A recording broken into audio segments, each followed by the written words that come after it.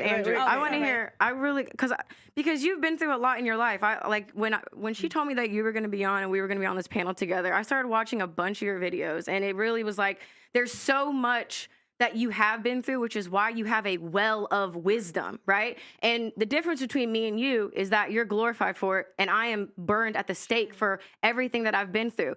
And it's so funny because people have always said that we were two sides of the same coin as far as like, well, if Andrew Tate gets banned, Britney Renner should get banned because we are all about accountability and fucking truth, right? Yeah. Okay. So you've been through a lot. I've been through a lot.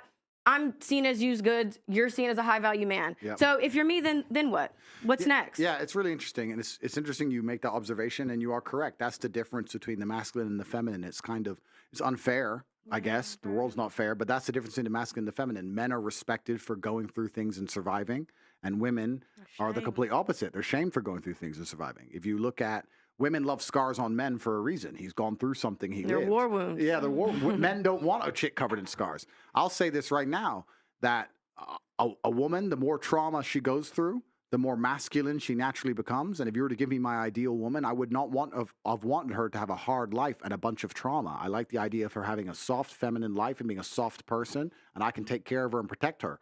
Whereas as a man, to be a good man, you need to have been through a bunch of trauma, because if you haven't been through trauma as a man, you're a weakling. You have to have been through a bunch of shit. So the masculine and the feminine is a very interesting point there. As for, I don't know your history, I don't know the past, but we can just talk in generalizations in regards People to like me, I guess, under the same umbrella. It doesn't have to be personal. I don't know any of it, but we'll give generalizations. One of the main reasons that men are scared of a female with history is because it makes the man insecure. Okay. And scared dogs bite. So this is why men will snap or get angry quick, or they'll bring up your if you get in an argument with him, he'll bring up your history, whatever.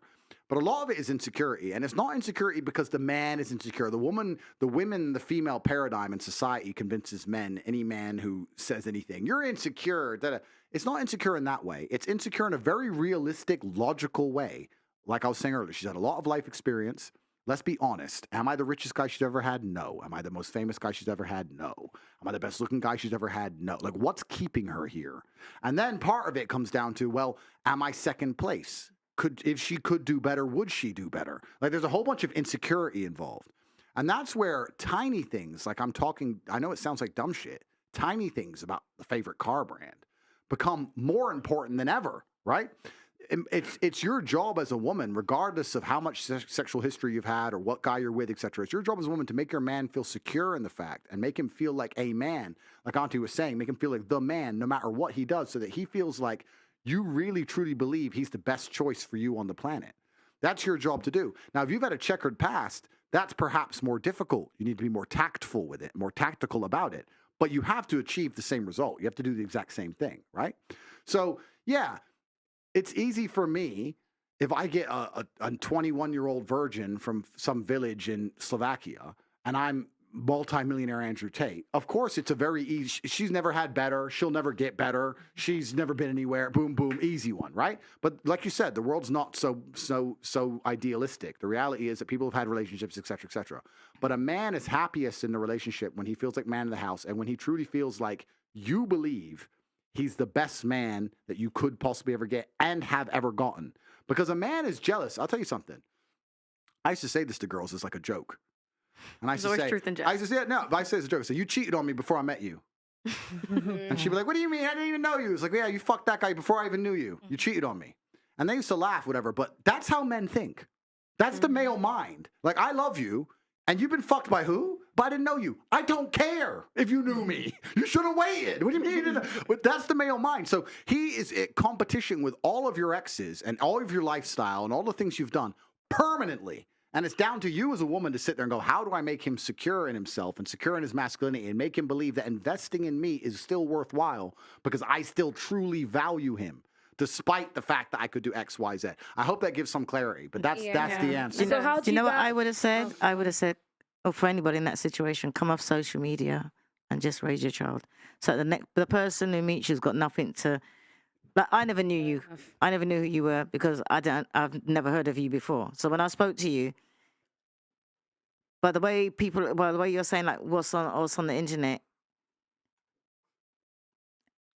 let me just say, you're a nicer person than what you sound like what you perceive to be. Mhm. Like you were saying, oh, that Pearl's got, oh, there, she's a whore, and I've heard the name, but I don't know anything about you. And I was saying that if you didn't have nothing on social media about your checkered past, and you met somebody the same way how I met you and I conversed and I got to know you, is the same way that they would. Yeah, and it is interesting, and it's also back to the masculine and feminine, right? Because I'm all over the internet, and supposedly I'm misogynist and I'm evil and all this crap, right? But if I meet a girl, even if she disagrees with me, in fact, I'll say this: I've never ever met a single female who's ever come up to me and disagreed with me. Every woman comes up to me and loves what I says. But let's imagine I met this imaginary girl; she was sitting with me, and if I were to have a 10-minute conversation with her, by the time I explain the level to which they tried to destroy me, how they tried to freeze all my bank accounts, raise illegal charges against me, put me in jail for things I didn't do, put a travel ban, take my passport, all this garbage. By the time I explain how hard they tried to hurt me and failed, she'll want me. Because she'll be like, you can't kill this guy. And that's going to be it. Like, you say a bunch of shit I don't like, but you know what? You're the man. So it is about experience, and it is different. And that's a really good point about social media. Social media amplifies all of this shit. It amplifies all these problems. Everything we're discussing, everything we've discussed back to the beginning, from status to promiscuity to your past, it's all social media. Without social media, a lot of it goes away. Yeah. And I think But that's now- why me and my man last so long is that he doesn't do social media Completely. And there's nothing on there about me. I feel like to answer your question too, because I have had people say that as a solution, and it's like, you can run but you cannot hide from the truth. And I have shared that why my voice has been so impactful and will continue to be impactful is because I have put myself out there and I have been punished for being honest. So it's like, I have been given a platform and a voice for a reason. Even sitting down in this conversation thinking there's not one person I'm probably going to agree with and probably going to want to leave, I have been called here for a reason. So it's like, I can't go against what is in my heart and what I am coded to be. And that's why I feel like it's important for me to sit here and represent people who feel like me, because it's like, I don't want to say I didn't choose. I don't even want to say that.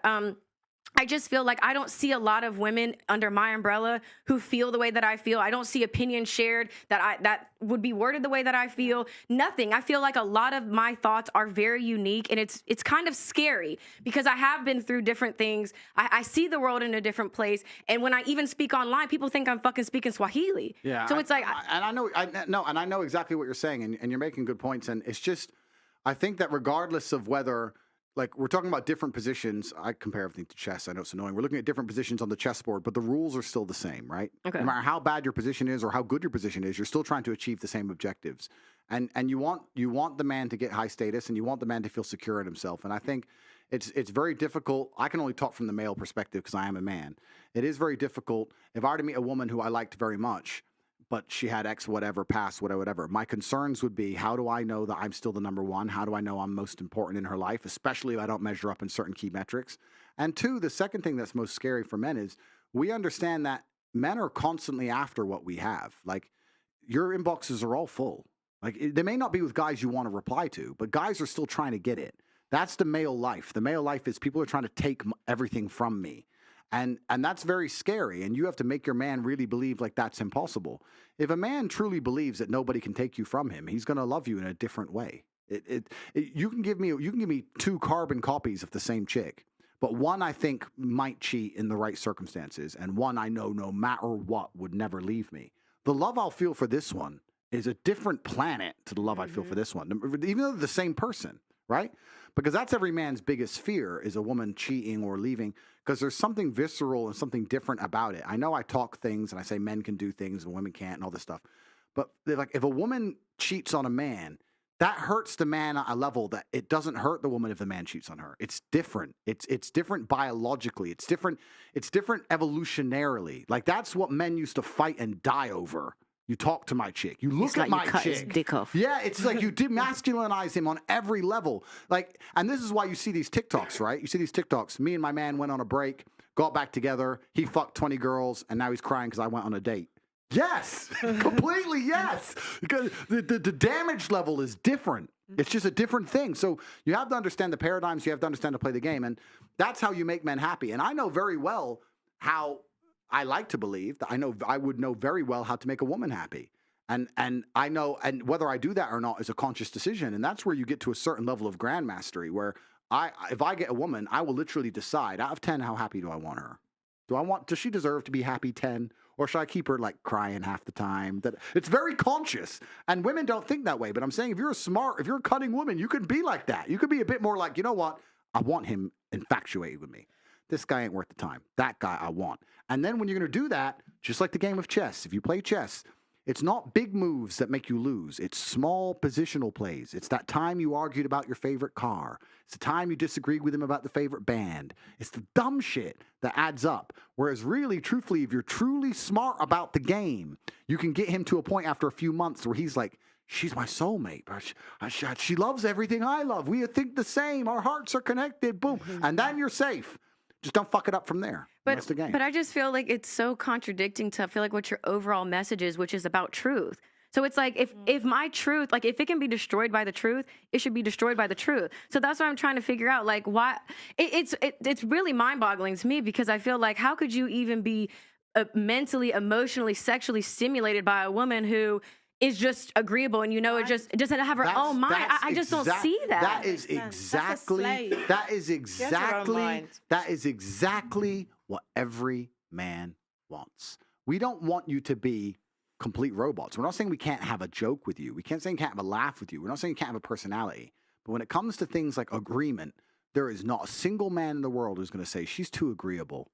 She just agrees with me on it. She agrees with me on all the important things in my life. She's too agreeable. I want someone else. Fuck no. You're completely and utterly wrong on that point. It's a huge point. This idea that, I understand if you're a complete doormat and you set no standards, men might walk all over you. I'm not talking about that. I'm talking about agreeability and agreeableness as a whole. Men love the idea of an agreeable woman because it gives status and it makes the man feel like he's a teacher and it makes the man feel in charge and it satisfies his ego. And to you, they may be small, little, tiny points, but to him, they're a big deal. If I were to sit, I'm telling you right now, if I were to sit with one of my chicks or whatever, or my chick, and I'll just sit in the Lambo and say, Lambo's the best car of all of them. I prefer the Lambo. And she goes, I don't like that one. I'm like, listen, I bought them all, and I fucking said this is the best one. Shut up. It would annoy me because that's my reality. I want her to become part of my reality. It's the thing. And you talk about truth. It's interesting because the truth of your heart and the truth of your soul is to be happy.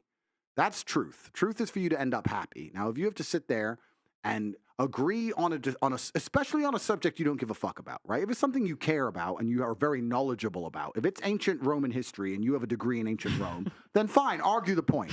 But if it's cars or something you don't even give a shit about, make it easy. Yeah, you're missing the chance to get points on the scoreboard, an easy free throw, and you're just fucking it up, going, no. Why? What? The truth is just play the game and win. That's the truth. Andrew could be the best